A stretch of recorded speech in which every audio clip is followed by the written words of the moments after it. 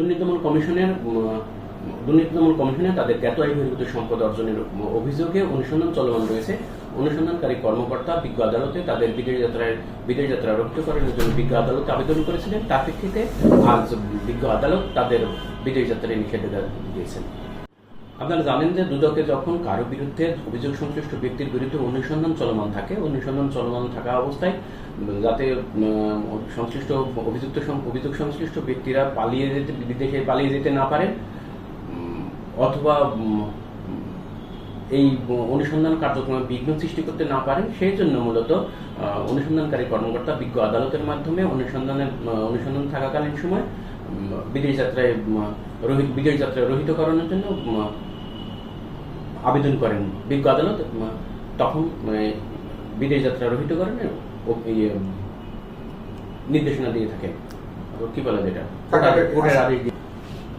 দুর্নীতি দমন কমিশনে অনুসন্ধান চলাকালীন সময়ে অনুসন্ধানকারী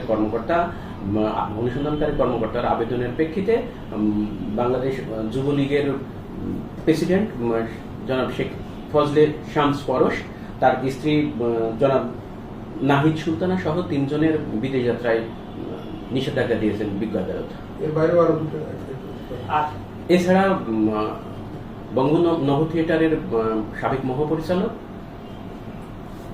আরশাদুল্লাহ, জনাব